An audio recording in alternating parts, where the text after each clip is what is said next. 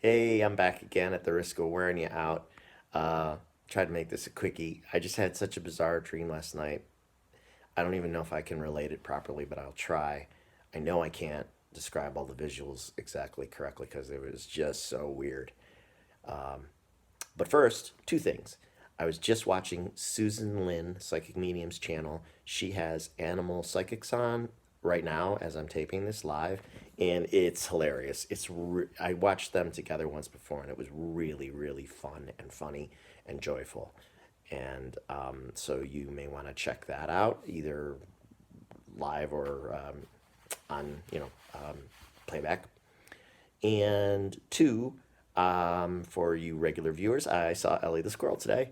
I was out in the yard doing stuff on the first floor of the house and around the shrubs. And I looked up and she was up in the tree that leads to my second floor porch where I usually put the peanuts and I fill the bird feeder each day. And she spotted me in the tree. I spotted her. Oop, firework. And I wasn't sure if it was her. So I said, Ellie?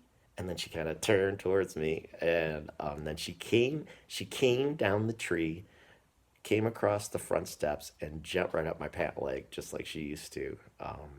So that was pretty awesome. And then, but I didn't have any peanuts because I was outside working, and I knew the peanuts from earlier in the day were gone. Maybe one of the other squirrels got them because this is like Squirrel Central here now. Grand Squirrel Station. So I was like, how do I get her to wait while I run upstairs and get peanuts? So I was just trying to tell her, well, just wait here. And she was kind of wandering, but then she stayed. And then she was on the porch as I was running up my front stairs to the second floor.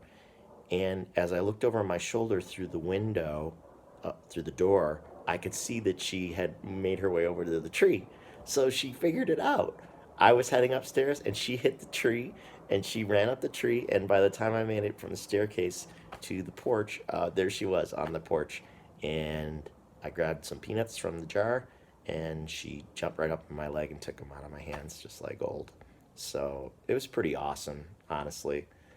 It's such a small thing, but it's she's such a joy and she's so unique. So thanks again to everybody who prayed for her when I asked you to pray when she was had that growth on her face. The growth is totally gone. She's completely healed. She looks like her old self. I know she's had 3 litters in the last 2 years, so she's been one busy mama, and she's got a lot of energy. I just love her to pieces. Everybody here does on the block. So that was pretty cool. So that was good. The good stuff. Now the dream is kind of weird. So if you don't want to watch a video about a weird dream, then stop now. But it was fascinating, and it follows in a line of dreams that I seem to have that revolve around technology and almost like technology where technology meets spirituality or magic. It's really hard to describe. And I know I can't do it justice, so I'm going to try to simplify the dream a little to just even be able to talk about it. It began, it didn't stay here, but it began with recording technology. Like I was dealing with these guys who were into high-end recording technology. And but then it quickly kind of shifted and to a different kind of technology. And in the dream, at times I was like, it was me participating, and then at other times I was watching it like it was a movie. And visually, it was very much like a movie because there was actually like a lot of what you would think of as CGI, because there were things that happened in the dream that were just totally futuristic and impossible, which I'll mention in a minute. And they were so strange. So it was movie like. And there was a point later in the dream where I had the sense that the main character or person was Bruce Wayne, who like Batman, which I have no idea why. But then I guess I should have known that in the afternoon, this afternoon, I came across randomly a trailer for the new Batman movie. that comes out next year. So that's the way my dreams and my subconscious seem to work. Like, how would like I'll get a little futuristic glimpse in a dream, that just some tidbit of what's gonna come in the next day. So my my uh my future self must have known I was gonna see the Batman trailer the next day, so it ends up in the dream in advance. But that's not none of this is the main stuff. The main stuff was okay. So I'm dealing with these guys with recording technology, but there's like there's a weird dynamic going on. There seem to be these different people who are all in competition to acquire and master this technology. But it quickly shifts, because then the technology doesn't seem to be have anything to do with recording music. It seems like some kind of futuristic, for lack of a better description, code, like the code, like almost like when they sequence the DNA, the genome, gene, the genome, DNA genome, like something very game changing technology, but something even beyond that, to where everybody in the world wanted to acquire this technology, and the technology was so advanced and powerful that it was going to change the world. It was going to really speed up the world. I mean, we're already in a rapidly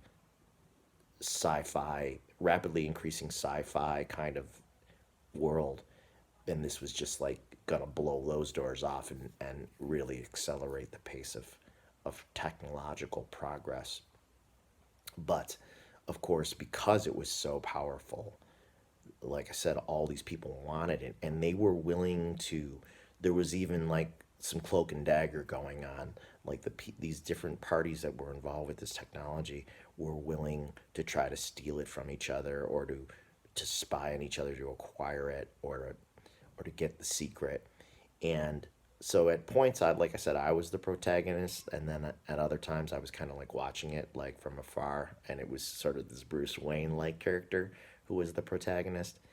And the protagonist, at one point, he has possession of the technology, and it's like it was almost like a it. I think there was like almost like a small cassette, very small cassette, or something like a cassette that it was on, and like a futuristic cassette that contained all this information. And when he went to meet with this other company, everybody was like in like, well, I don't remember if I was in a protective like tech box, but the people receiving it were. And what I mean by that is they were like in an enclosed, well, honestly, I'm starting to scare myself a little bit. Almost what looked like a lab, but a really small lab, like an 8 by 8 cube. And the people inside of the box lab seemed to be maybe Asian. I don't know. What am I suggesting now? Anyway, I'll try to finish. I'm in suspense too, because I'm trying to remember this. So the protagonist, me or he, is maybe also in one of these like lab boxes, but maybe not. I'm not entirely sure. And there may have even been another third party to the side in their own enviro box or whatever they were in. And when the technology cassette was delivered to the Asian scientists, or computer scientists, it flew out of an opening, a little slit in my like pod, and sailed through the air into a slot in their pod. Like it just went. And then there was yet another. I know this is goofy and it sounds ridiculous, but then there was like even yet another party, like a fourth party, who was watching this transaction on screen. And I don't know if they were spying or if they were also involved with the people receiving it, but I was aware that the delivery of this cassette of technology was a little dangerous. and that people might even try to steal it during this exchange. And then what happened is, then I was under, or Bruce Wayne rather, was under basically attack. They came after him. Some other party came after him to. It seemed like they wanted two things. I think they wanted the technology, but then they also wanted to take him out, get rid of him. And I was aware that I had a wife who was in danger. And the weirdest thing about the wife, I know this, again, I know how this sounds. The weirdest thing about the wife was when I saw her in my mind's eye, they were after her, but she was futuristic too. She had on, this is really odd and kind of graphic actually. Her skin was not like even like really human skin. It was like almost like a suit, like a tech suit that had been molded over her body, but it almost looked like the muscle suits they use in superhero movies. And I mean, I love superhero movies, so no wonder this is in there like that. It almost looked like that, like, but it was actually now her part of her, like her. It was almost like her skin now, her futuristic skin, and she was in danger. And when they attacked her, I was able to see it from afar. I don't know if I was seeing it on like a computer screen or what, but I knew about it, and it was pretty bad because they they they cut into her artificial skin, and she they took her, they got rid of her in a graphic way that I won't elaborate on, but it was bad, and I knew that I couldn't help her, and that was very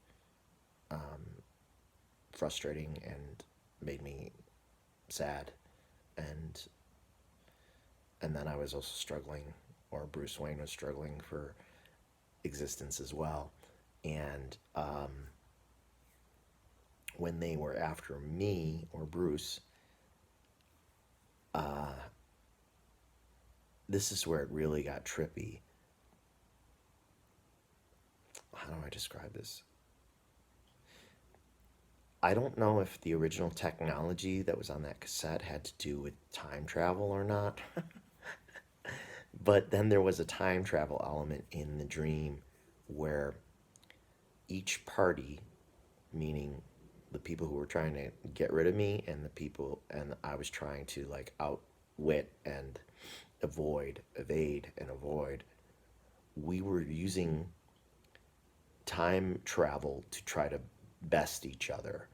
Like, well, okay, I'm gonna go back and change this so that you can't get me here at this point in the timeline, and then they would leap that. Like I would succeed in doing that, and then they would leap to somewhere else in the timeline to try to foil my other escape attempt, and and then these time loops were speeding up, and I realized that I was kind of stuck in a time loop, like, and they were stuck in a time loop too. I know it's really bizarre. I can't even fully describe it to you.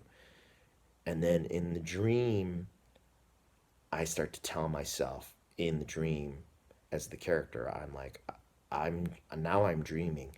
I gotta wake up and see if I can get out of this. But in the dream, as the character, as the protagonist, I couldn't wake up, and so I realized, oh my God, I am stuck in a time loop, trying to continue to get away from these people, and we just keep darting to different points in time without this getting resolved, and there's no way out. So that is crazy, right? But when I woke up, the feeling I had, among others, well, first was just like, what the hell was that? But one of the feelings I had was of this rapidly accelerating technology, and one of the thing that one of the things that some technologists say now about the future that is really unpredictable is we don't know where all of these AI developments are leading us at the world, they call there's an event, a future predicted event they call the Singularity, where once it's believed that once computers achieve the same level of intelligence as humans, because they don't have that level yet, when they have the same computing power as humans, then they will inevitably eclipse us very quickly after that, and they will exponentially increase their intelligence and speed and power so fast that we can't predict how they will behave or how they will regard us, their creators. And so there's some worry among AI people that there will be a point at which our technology will have its own our technology will dominate us. I don't know if that's really going to happen, but the technology will start making its own decisions and we'll be unable to keep up because we'll be limited. And so some people believe that this means that humanity is a stepping stone towards this technology that outlives us, like that human beings sort of lose their usefulness and die off, or the technology keeps evolving, but it leaves Earth in exploration of new things to learn. And so you've got this technological life form that goes into the cosmos that came from human beings, but is now essentially completely inorganic. It's all machine intelligence. And I have heard some of the psychics, and I think even Sterling has said this before, that he said that some of the alien species that supposedly we're gonna maybe become aware of here on Earth in the next 5 or 10 years, he said some of them, I think he said this, are the evolved technology of biological species from other galaxies. Like, and they will seem a bit strange to us because they will maybe be a bit robotic in their mannerisms. And I don't mean all of the alien species that may or may not exist, because I just don't know. I'm not plugged into that scene, and I didn't even really have a lot of interest in that subject until more recently. So I don't have enough to insight into that to really say much more about it. That never stopped me before, though, right? Because I ramble. But it made me think about the dream, made me think about the nature of God, too, because there was a part of me that suspected that God's intelligence would be not unlike what I started to experience towards the end of the dream, where everything was just speeding up so fast, like these time loops, and the technological developments were going so fast that the human mind begins to become unable to comprehend or keep up with it. And so the level of intelligence of a being, if it is in fact a single being, there's a creator, a maker, a God, would appear from outside to human beings as maybe madness, because it would just be this super high speed delivery of information and processing and experience that defies our understanding of what life is and how reality works and how time works. Because they say that outside of Earth, outside of this physical realm, time works differently on the other side. And I've heard it said that it's faster, but it's different too. But how can we know? So we're having one experience of time here that is tied to our physical bodies. But can you, I can only, well, I can't really imagine, but I can only imagine what what the experience of time might be like for a being like God. If it like I said, I think it would seem like madness. And I have sometimes wondered if God is like a contradiction, that God is in some ways not schizophrenic, but paradoxical at the very least. And who knows? I mean, there's so many possibilities. I do think that in a larger sense, somehow God is love, but I have often wondered if God evolved towards love, like as a logical choice, as the better choice between love and hate. Like, was God always loving, or did God evolve? I asked that question once on a Sterling show. Was God always altruistic and loving? And I think he did answer that God was always altruistic and loving, but that was it. There was no detail down into it like the way that I had hoped for. So I still have my own questions about the nature of God before all of this was apparently created. Now you know why I have these dreams, because my thoughts go everywhere, into deep space and time. Um, yeah, so I think that's everything.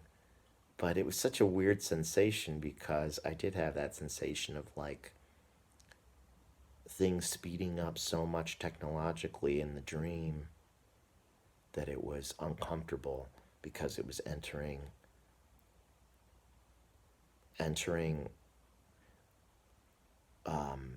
a type of reality that I couldn't grasp or fathom.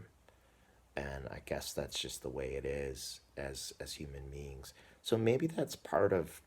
I mean, who knows? If we're each really a part of God, and we are all together, all of us, God, and we're God in billions and billions of fragments of souls, then maybe it is as other people have said, that God experiences him, herself, through these manifestations that happen to be us. And so God is the high speed vibrational energy at the top of the pyramid, so to speak, and we are the low frequency, low resonance energy, representing God, vibrating at this level and experiencing this reality, and then just sending information back up to God about itself. I don't know. I don't know. Now I'm really wandering. Now I'm almost grasping. So I'm going to leave it there. But I wish, I feel like this video is almost like confusing, or maybe even troubling. Don't, I mean, I would love to hear your thoughts on it, but at the same time, don't take it as any kind of indication of how things really are, or how things really will be on Earth. We don't know. We don't know what's going to happen with this tech. But I think the future is going to be weirder. But then again, I probably won't be here. Some of us won't be here to see how weird it gets. And for the people who are here, maybe it won't seem weird, because it'll just seem like they'll grow up with it and it'll seem normal to them. But one thing is for sure, things are really changing fast on this planet now, and I think that's why Spirit is very interested in Earth right now. Among other reasons, I think it's a historic time politically and socially, but I think also it's a technological tipping point that civilizations that last long enough eventually reach, once their technology evolves sufficiently. So we would be an interesting case study for any civilization that has already crossed over to like more of a high tech kind of existence in this reality. And yeah, so I have to leave it there, because now I'm making my own brain hurt, and I'm confusing myself. So I hope this is worth watching. I don't know if it is, but it was a trip. So that's where I live. That's where I live at night when my brain wanders off into sleep. Okay, take care. See you again soon, I hope.